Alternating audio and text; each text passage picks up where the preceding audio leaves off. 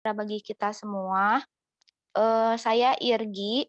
Di sini saya akan memandu jalannya presentasi yang akan dilaksanakan oleh kelompok 6 mengenai manajemen sarana dan prasarana sekolah. Kepada kelompok 6, mangga di-share screen dulu.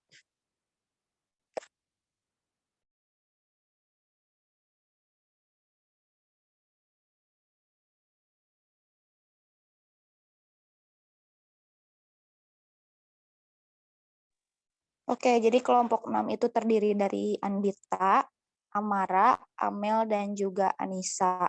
Kepada kelompok 6, saya persilahkan.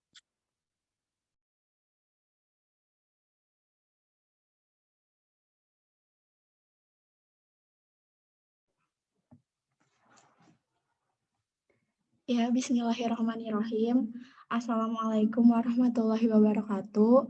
Perkenalkan, saya Aulianisa Nurfitri Amara dengan NIM 1903593 dari kelompok 6, yang pada kesempatan kali ini kelompok kami membawa tema manajemen sarana dan prasarana sekolah atau pendidikan. Bisa di next.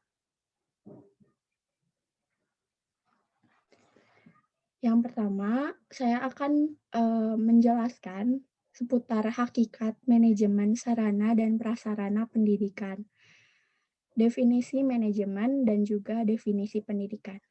Dari segi bahasa, manajemen berasal dari kata manage atau to manage, yang berarti to conduct or to carry on, to direct. Webster Super New School and Office Dictionary dalam Kamus Inggris Indonesia, arti kata manage diartikan sebagai mengurus, mengatur, melaksanakan, dan mengelola. John M. Eccles, Hasan Sadili, Kamus Inggris Indonesia. Sementara itu, dalam KBBI atau Kamus Besar Bahasa Indonesia, manajemen diartikan sebagai proses penggunaan sumber daya secara efektif untuk mencapai sasaran. Sedangkan definisi pendidikan ditinjau dari sudut hukum.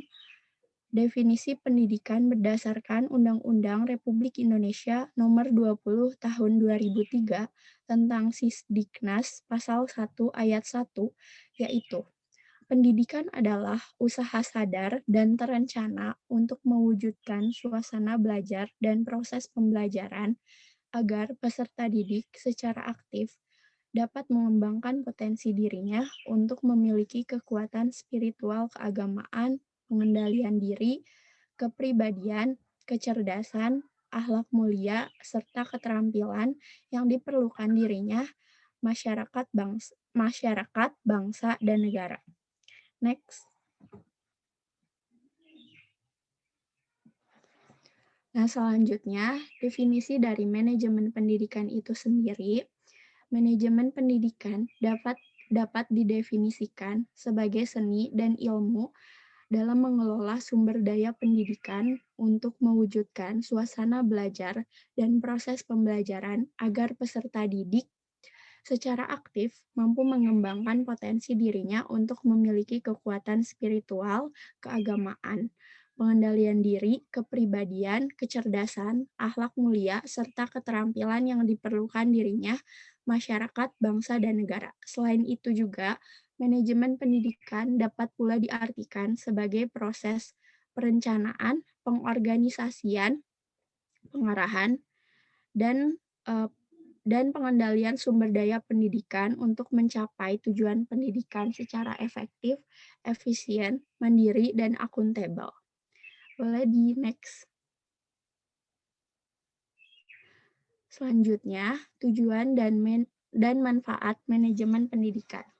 Yang pertama, terwujudnya suasana belajar dan proses pembelajaran yang aktif, kreatif, efektif, menyenangkan, dan bermakna.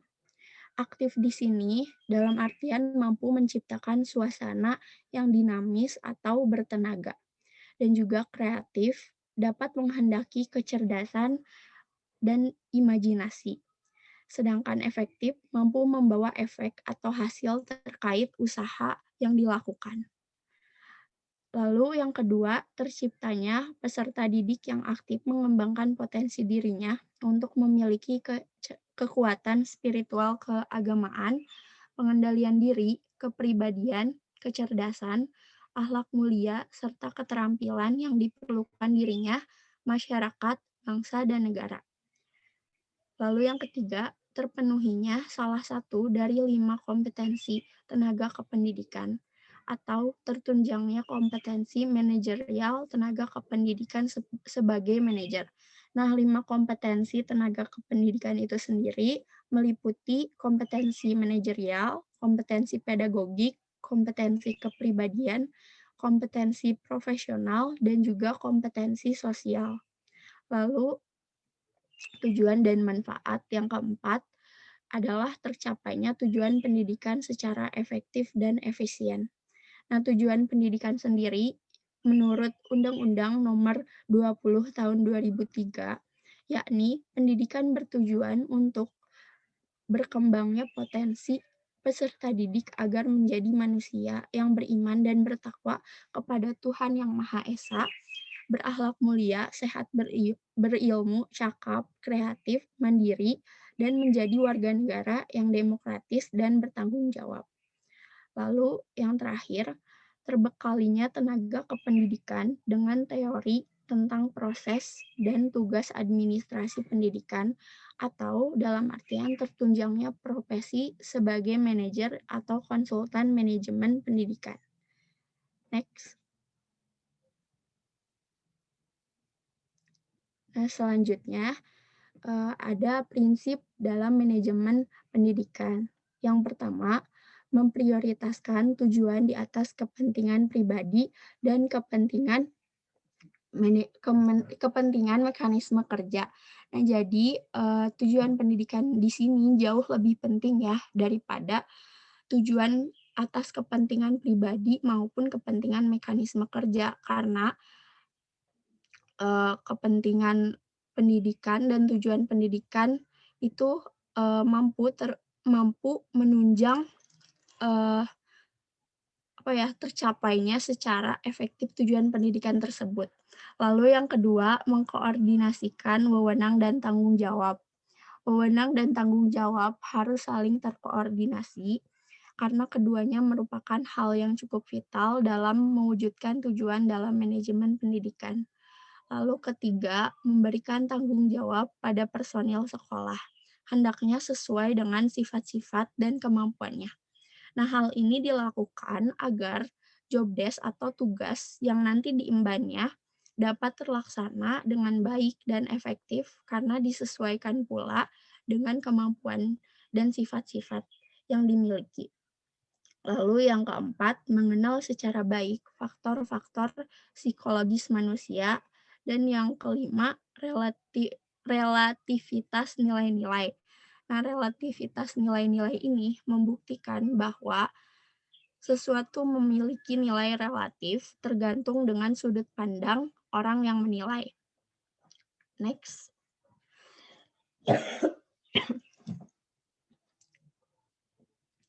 Selanjutnya, ada jenis-jenis sarana dan prasarana sekolah.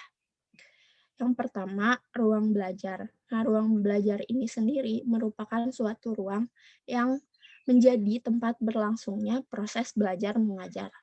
Nah, dilihat dari fungsi atau kegunaan ruang belajar ini sendiri, terdiri atas beberapa macam diantaranya. Yang pertama, ruang kelas ya. Ruang kelas itu merupakan suatu ruang yang berfungsi sebagai tempat siswa mendapatkan ilmu pendidikan dan pengajaran juga dari guru. Lalu yang kedua ada ruang praktek. Ruang praktek ini merupakan ruangan yang memiliki fungsi yang sama dengan ruang kelas, tapi namun ada perbedaannya. Biasanya di ruang praktek ini terdapat banyak alat atau fasilitas pendukung, misalnya alat uji atau alat penelitian, sesuai dengan materi yang ada dari tiap mata pelajaran. Dan juga dilihat dari segi kebutuhan dan kegunaannya, ruang praktek atau sering disebut juga laboratorium terdiri dari berbagai macam jenis. Di antaranya ada laboratorium bahasa, laboratorium IPA yang meliputi fisika, biologi, dan kimia, lalu ada ruang komputer yang biasanya memfasilitasi pembelajaran TIK, lalu ada ruang kesenian, lalu ada ruang olahraga, dan juga ruang keterampilan. Dan yang kedua, dari jenis-jenis sarana dan prasarana sekolah adalah ruang kantor. Nah, ruang kantor ini merupakan suatu ruang yang menjadi tempat para tenaga kependidikan menjalankan administrasi sekolah yang meliputi proses penyelenggaraan seperti pengumpulan, pengolahan, dan penyimpanan data. Selain itu, ruang kantor juga memiliki fungsi sebagai pelayanan dalam menerima informasi dan memberi informasi. Nah, ruang kantor ini juga terdiri atas beberapa macam ya, sesuai dengan kebutuhan sekolah. Di antaranya ada ruang kepala sekolah, ruang guru, ruang TU atau tata usaha, dan juga ruang piket. Dan yang ketiga, dari jenis-jenis sarana dan prasarana sekolah, ada ruang perpustakaan. Ruang perpustakaan ini merupakan suatu ruang yang menjadi tempat penyimpanan berbagai macam buku yang mencakup kepentingan siswa dalam proses penambahan ilmu dan wawasan di sekolah. Selain sebagai tempat penyimpanan buku, perpustakaan juga memiliki peran penting di sekolah. Guru atau tenaga pendidik juga bisa mengarahkan siswa agar memanfaatkan waktu untuk membaca buku di perpustakaan. Selain bisa menambah wawasan, pengetahuan siswa juga bisa mengetahui berbagai jenis informasi karena buku juga merupakan jendela dunia. Lalu yang keempat ada ruang penunjang lainnya. Jadi ruang penunjang lain ini selain yang tadi disebutkan ya seperti ruang belajar, ruang kantor, dan ruang perpustakaan sekolah, biasanya ruang penunjang itu seperti adanya ruang OSIS ya, atau organisasi siswa intrasekolah, terus juga ada ruang UKS yang biasanya menampung peserta didik yang memang sedang sakit atau yang kurang enak badan, lalu juga ada ruang BK atau ruang BP, lalu ada kantin, lalu ada koperasi, lalu juga tentunya ada toilet. Namun, tidak semua sekolah ya memiliki ruang penunjang lainnya. Ada yang begitu banyak dan lengkap, bahkan ada pula yang hanya sebagian dari macam-macam ruang penunjang yang telah disebutkan tadi. Lalu yang kelima, lapangan atau halaman. Nah, lapangan atau halaman ini merupakan prasarana sekolah atau fasilitas pendukung yang biasanya digunakan sebagai tempat berkumpul siswa dalam melakukan kegiatan di sekolah. Dilihat dari kegunaannya itu sendiri, lapangan atau halaman terdiri dari berbagai macam. Ada lapangan upacara, lapangan olahraga, dan juga halaman parkir kendaraan, baik itu kendaraan guru maupun siswa. Dan juga ada halaman tempat beristirahat, dan mungkin ada koridor juga. Nah, hal yang harus diingat bahwa lengkap atau tidak lengkapnya sarana dan prasarana di sekolah itu dapat berpengaruh juga terhadap kualitas dan mutu sekolah itu sendiri. Mungkin sekian yang dapat saya sampaikan, kurang lebihnya mohon maaf, selanjutnya akan disampaikan dan dijelaskan oleh rekan saya.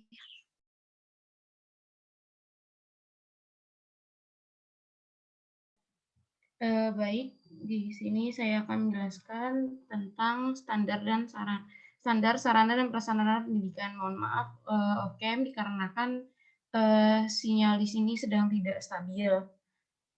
Standar sarana dan prasarana adalah standar nasional pendidikan yang berkaitan dengan kriteria minimal yang sudah dijelaskan oleh rekan saya Amara yang untuk menunjang proses pembelajaran termasuk penggunaan teknologi informasi dan komunikasi.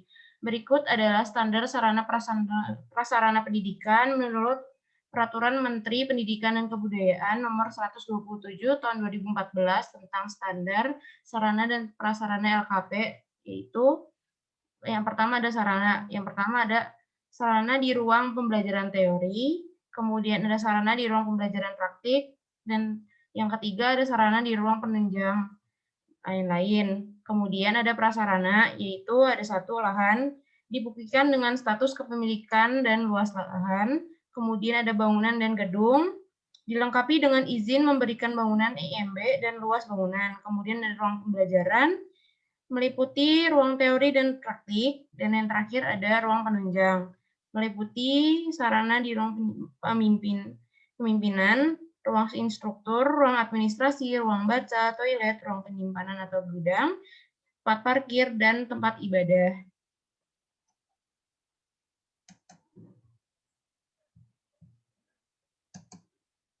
Kemudian ada perencanaan sarana prasarana pendidikan. Hal yang perlu diperhatikan dalam menyusun perencanaan standar sarana prasarana pendidikan yaitu inventarisasi adalah semua kegiatan usaha untuk memperoleh yang diperlukan mengenai sarana dan prasarana yang dimiliki. Kemudian ada analisis kebutuhan, kemudian ada penentu jenis, spesifikasi, dan jumlah serta perkiraan biaya satuan. Yang terakhir ada ketersediaan dana dan penetapan pengadaan biaya yang tersedia. Kemudian ada pengadaan sarana prasarana pendidikan. Penggunaan sarana prasarana pendidikan diatur dalam SOP memuat tentang ketentuan penggunaan barang atau aset, kebersihan, dan pengembaliannya. Penggunaan sarana harus sesuai dengan aturan yang tercantum dalam buku manual. Mungkin sekian dari saya, selanjutnya akan dilanjutkan oleh rekan saya.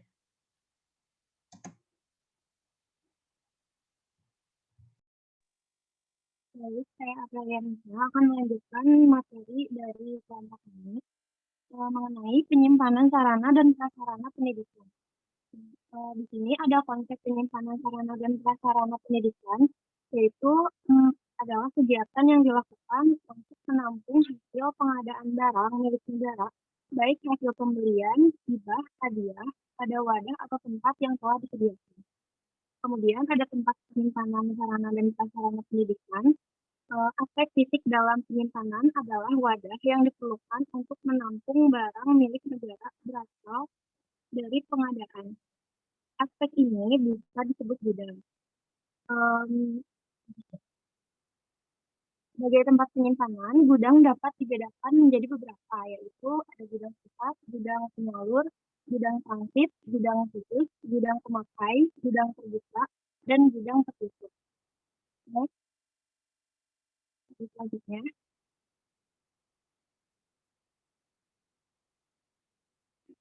Slide selanjutnya, maaf.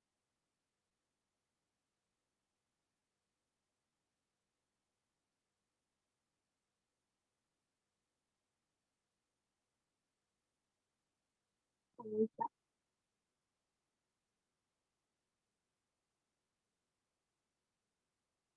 Oke, yang selanjutnya ada tata cara penyimpanan sarana dan prasarana pendidikan.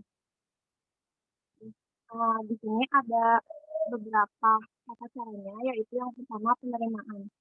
Dalam cara penerimaan ini yaitu menerima pemberitahuan pengiriman barang dari pihak yang menerima barang.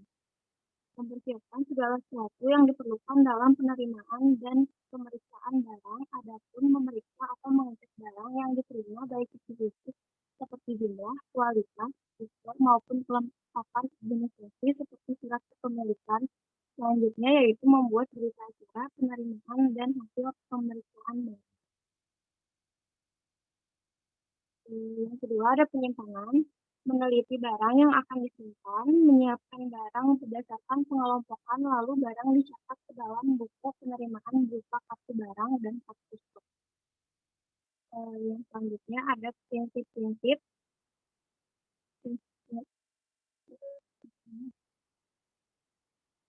Yang selanjutnya ada prinsip-prinsip penyimpanan sarana dan prasarana pendidikan.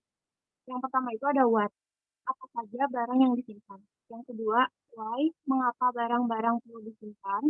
Yang ketiga, where, di mana barang-barang harus disimpan. Yang keempat, when, kapan waktunya barang-barang harus disimpan. Yang kelima, lalu siapa yang bertugas menyimpan barang. Yang keenam, bagaimana cara menyimpan barang yang baik dan benar. Selanjutnya, materi selanjutnya mengenai inventarisasi sarana dan prasarana pendidikan. Selanjutnya,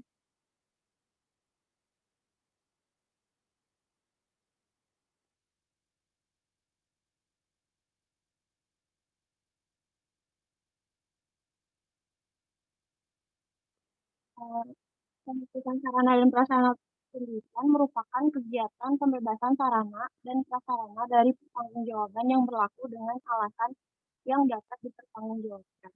Nah, ada tujuannya, yaitu untuk menjaga dan menciptakan tertib dalam administrasi sarana dan prasarana yang dimiliki oleh sekolah, untuk menghemat keuangan sekolah baik dalam pengadaan maupun untuk pemeliharaan dan penghapusan sarana dan prasarana sekolah. Yang kedua ada manfaat, ada syarat penghapusan.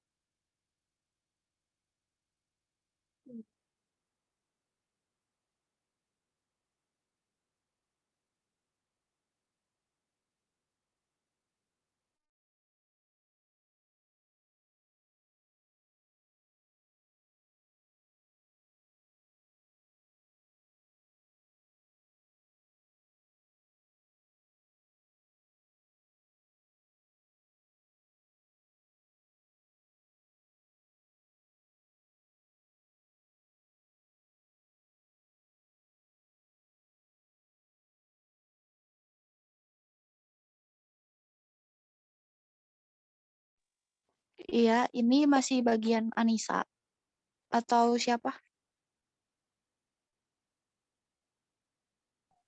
Bagian Amel, kayaknya Amelnya lagi ini deh, sinyalnya. Sebentar. Oh, oke, oke.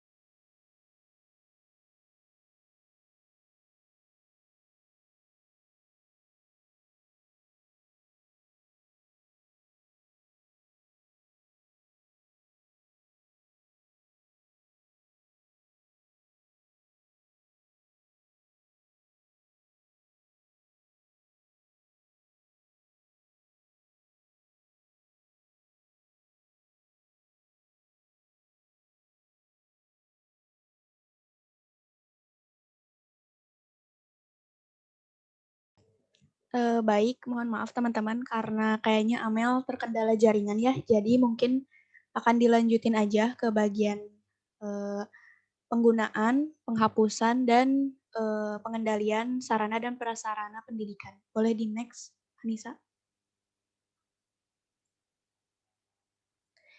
Nah, yang pertama ada penggunaan sarana dan prasarana pendidikan.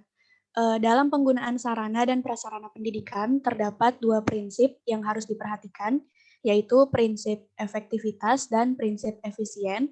Prinsip efektivitas berarti semua sarana dan prasarana pendidikan yang digunakan di sekolah harus ditunjuk semata-mata dalam rangka memperlancar pencapaian tujuan pendidikan, baik secara langsung maupun tidak langsung.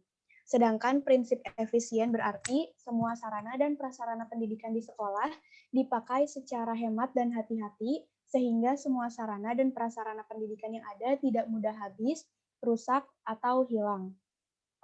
Dalam rangka memenuhi kedua prinsip tersebut, maka terdapat 3 kegiatan pokok yang perlu dilakukan oleh para pengguna sarana dan prasarana pendidikan di sekolah. Antara lain adalah memahami petunjuk, maksudnya itu memahami petunjuk penggunaan sarana dan prasarana pendidikan. Yang kedua ada menata sarana dan prasarana pendidikan, dan yang ketiga memelihara baik secara kontinu maupun berkala semua sarana dan prasarana pendidikan. Dalam kaitan dengan petunjuk teknis pemakaian, yang perlu dipahami adalah komponen-komponen, sistem kerja, dan cara-cara pengoperasian dan perawatannya, sehingga apabila sarana dan prasarana di sekolah bisa berjalan dengan efektif dan efisien, dapat mendukung suksesnya proses pembelajaran di sekolah. Bisa di next, Anissa.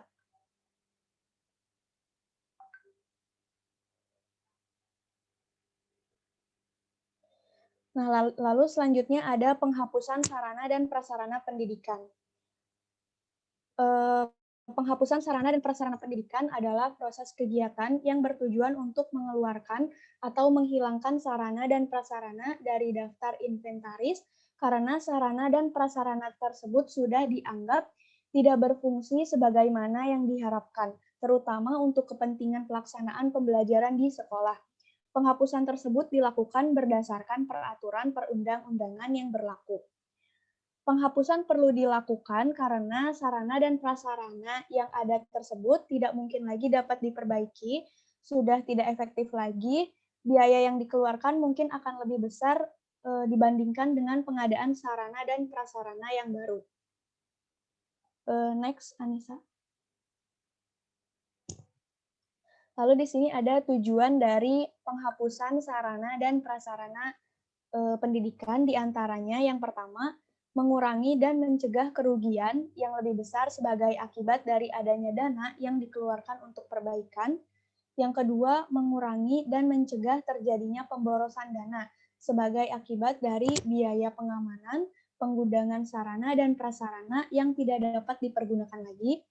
Yang ketiga, mengurangi beban pekerjaan inventarisasi yang secara terus-menerus dilakukan. Lalu yang keempat, menghapuskan barang-barang yang out of date dari lembaga agar tidak memboroskan tempat dan ruangan.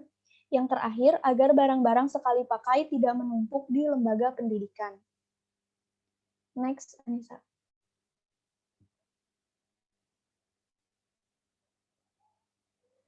Nah, lalu di sini ada syarat-syarat penghapusan sarana dan prasarana pendidikan. Yang pertama, sarana dan prasarana pendidikan dalam keadaan sudah tua atau rusak berat, sehingga tidak dapat diperbaiki atau dipergunakan lagi. Yang kedua, perbaikan sarana dan prasarana akan menelan biaya yang besar sehingga merupakan pemborosan. Yang ketiga, secara teknis dan ekonomis, kegunaan tidak seimbang dengan besarnya biaya pemeliharaan. Yang keempat, sarana dan prasarana tersebut tidak sesuai lagi dengan kebutuhan masa kini. Yang kelima, adanya penyusutan barang di luar kekuasaan pengurus barang. Yang keenam, jumlah barang berlebih sehingga jika disimpan lebih lama akan bertambah rusak dan tidak terpakai lagi. Dan yang terakhir, sarana dan prasarana dicuri, terbakar, atau musnah sebagai akibat dari bencana alam. Selanjutnya. Nah, di sini yang terakhir itu ada pengendalian sarana dan prasarana pendidikan. Pengendalian sarana dan prasarana pendidikan adalah proses mengatur, melaksanakan, mengembangkan sarana dan prasarana pendidikan sehingga tercapainya tujuan pendidikan. Tujuan dari adanya pengendalian ini yang pertama agar proses pelaksanaan dilakukan sesuai dengan ketentuan-ketentuan dari rencana. Yang kedua, melakukan tindakan perbaikan jika terjadi penyimpangan-penyimpangan. Yang ketiga, agar tujuan yang dihasilkan sesuai dengan rencana. Selanjutnya.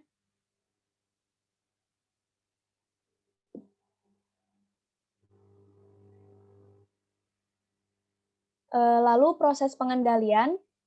Yang pertama ada menentukan standar-standar yang akan digunakan sebagai dasar pengendalian. Yang kedua, mengukur pelaksanaan atau hasil yang telah dicapai. Yang ketiga, membandingkan pelaksanaan atau hasil dengan standar, dan juga menentukan penyimpangan jika ada. Lalu yang terakhir, melakukan tindakan perbaikan jika memang terdapat penyimpangan agar pelaksanaan dan tujuan sesuai dengan rencana. Cara pengendalian ada 3 macam. Yang pertama ada pengawasan langsung, Yang kedua ada pengawasan tidak langsung, dan yang ketiga pengawasan berdasarkan kondisi tertentu. Pengendalian ini dikhususkan untuk kesalahan-kesalahan atau kondisi tertentu dilakukan dengan cara kombinasi langsung dan tidak langsung. Selanjutnya. Nah, lalu di sini ada unsur-unsur pengendalian. Yang pertama ada perencanaan pengadaan barang atau kegiatan administrasi yang dilaksanakan demi menghindari terjadinya kesalahan dan kegagalan yang tidak diinginkan. Yang kedua ada prakualifikasi rekanan. Yang ketiga ada pengadaan barang, rangkaian kegiatan untuk menyediakan sarana dan prasarana pendidikan persekolahan sesuai dengan kebutuhan.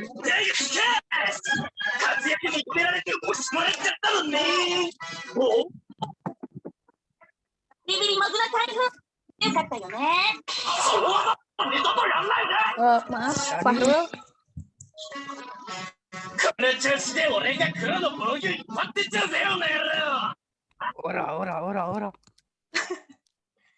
Halo Fahrul, maaf bisa di-mute dulu.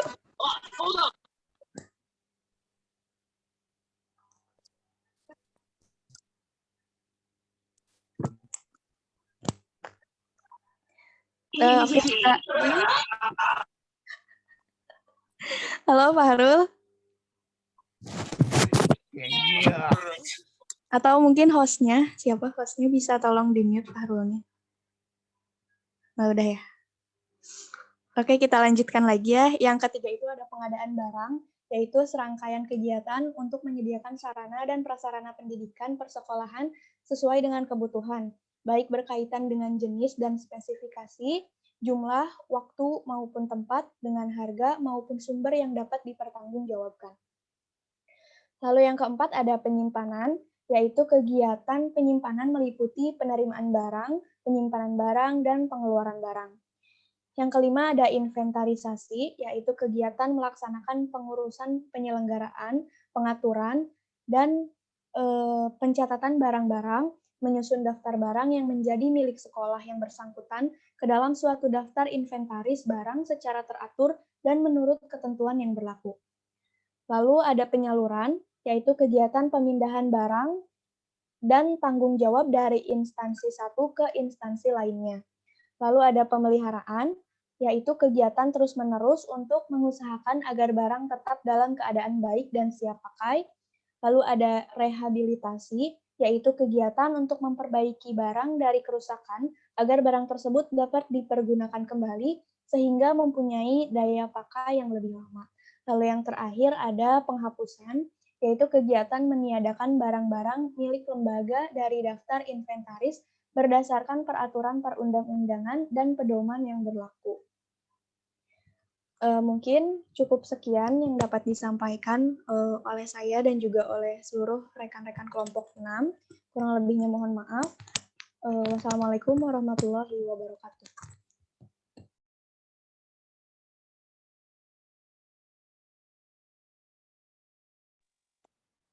Oke, kalau Amel gimana, Dita? Teman-teman, aku mau nyampein satu materi lagi. Tadi mohon maaf ada kendala jaringan, Irgi. Jadi gimana? Oh iya, Mangga. Ya. Yang bentar. Slide ke-13. Maaf.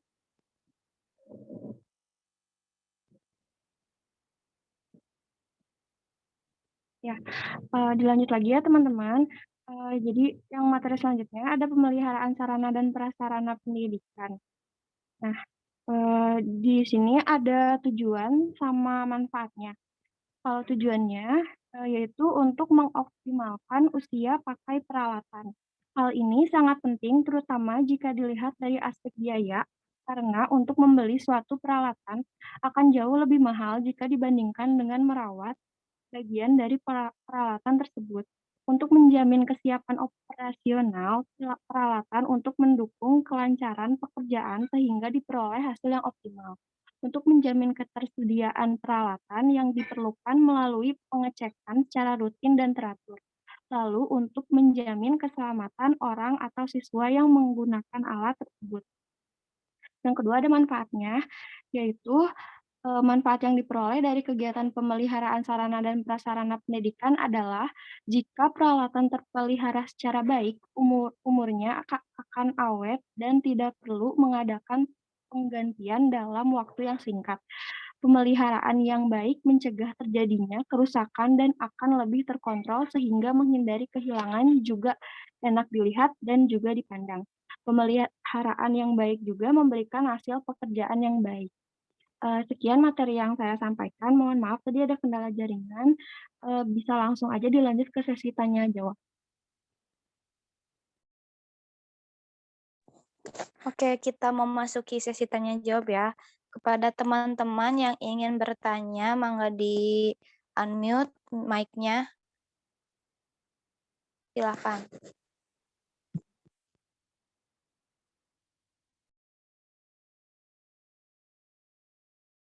Oh, ada Farik. Mangga Farik, diajukan saja pertanyaannya. Oke, hatur nuhun. Ini cek udah ada suaranya terdengar. Ada. Oke, bismillahirrahmanirrahim. Jadi materinya kan tadi dipaparkan mengenai sarana dan prasarana sekolah begitu ya.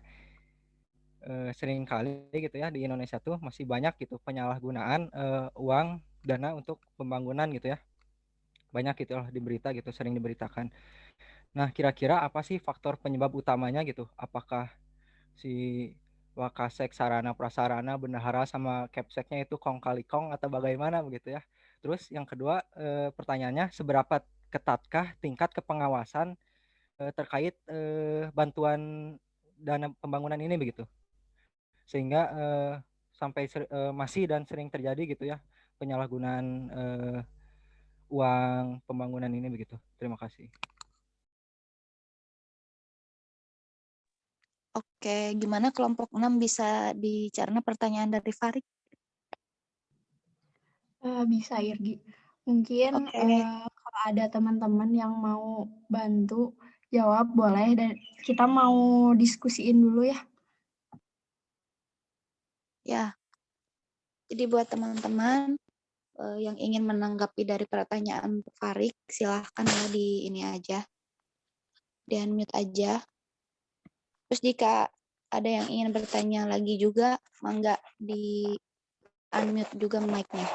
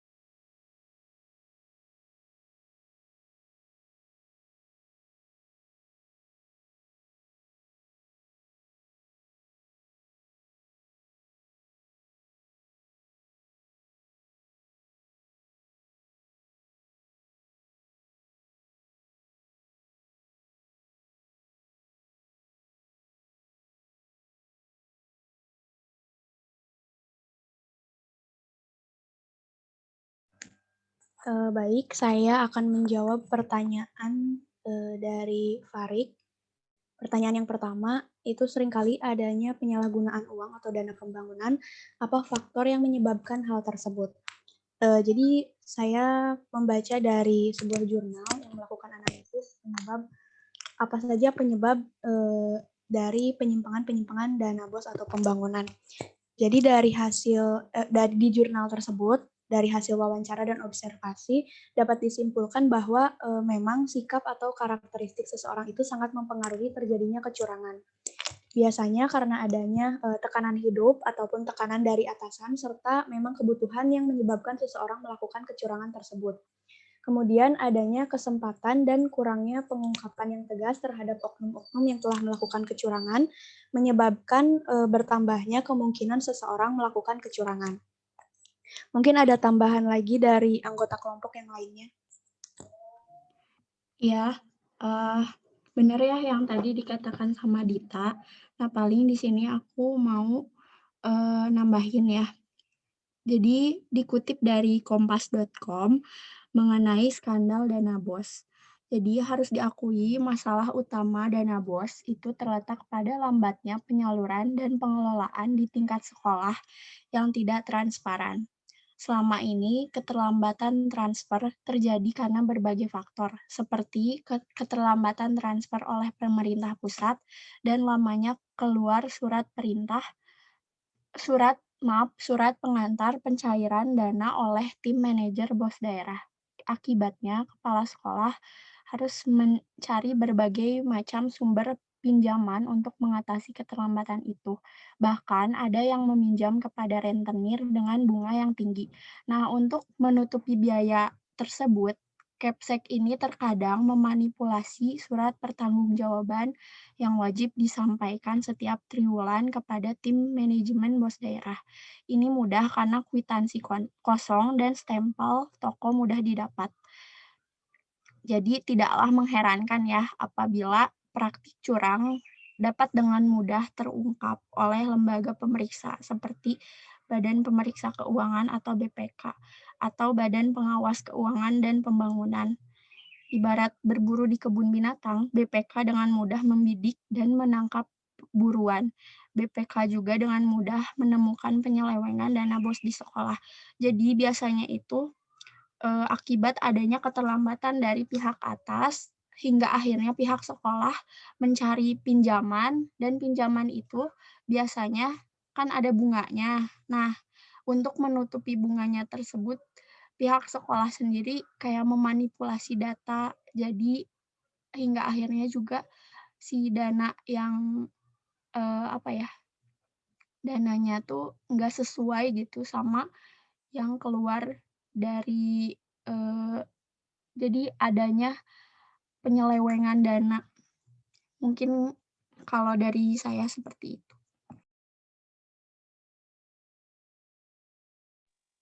Oke, gimana Farid? Apakah sudah jelas? Cukup Ya, jelas. cukup jelas yang pertanyaan pertama tadi ya. Berarti nggak cuma karena ingin kepuasan pribadi gitu ya. Ada kekurangan di sistem birokrasinya juga begitu ya. Sehingga tingkat serapan dari dana pembangunannya pun rendah pasti ya tentu. Kalau yang tingkat kepengawasannya gimana kira-kira kalau ada jawaban boleh.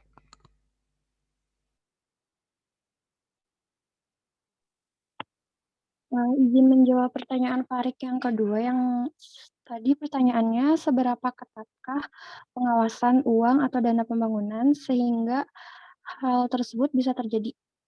Jadi dalam Permendikbud nomor 1 tahun 2018 bab 9 bagian A tentang pengawasan menjelaskan bahwa pengawasan program BOS meliputi pengawasan melekat, pengawasan fungsional, dan pengawasan masyarakat. Pengawasan melekat yang dilakukan lebih memprioritaskan pengawasan program BOS melalui Dinas Pendidikan Kabupaten atau Kota pada sekolah. Pada jurnal ilmiah mahasiswa akuntansi, mohon maaf salah. Adapun bentuk dari pengawasan yang telah dilakukan oleh Dinas Pendidikan yaitu dengan adanya uji petik. Uji petik ini dilakukan Setelah pengawas sekolah melihat kondisi sekolah dan kemungkinan terjadi penyelewengan. Selain pengawasan yang dilakukan oleh Dinas Pendidikan, melalui pengawas sekolah, seharusnya pengawasan juga harus dilakukan oleh sekolah itu sendiri. Misalnya seperti dilakukannya pemisahan tugas. Ada yang kurang paham, Farid, dari penjelasannya? Atau teman-teman kelompok Paham sih. yang lainnya juga ada tambahan, ada yang mau menambahkan?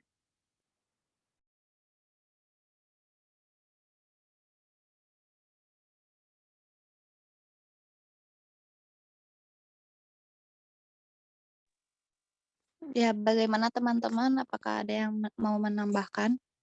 Atau dari Farik sendiri, gimana, Rik? Oh ya, ya cukup terjawab sih, kan gak cuma dari pihak eksternal gitu ya, pengawasan harus juga dari pihak internal gitu. Terima kasih. Oke, Dava di karena mana, Dava? oh, bentar. Gimana, ada tanggapan dari yang lain?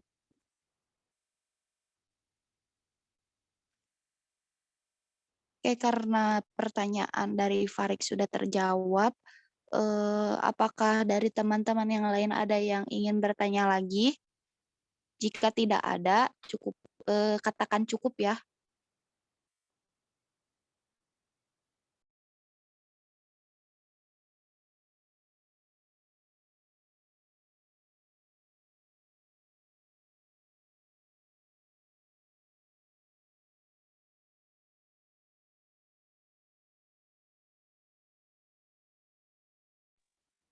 Halo teman-teman, gimana? Apakah cukup?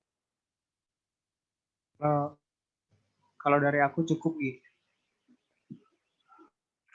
Oke. Cukup, Gi. Oke.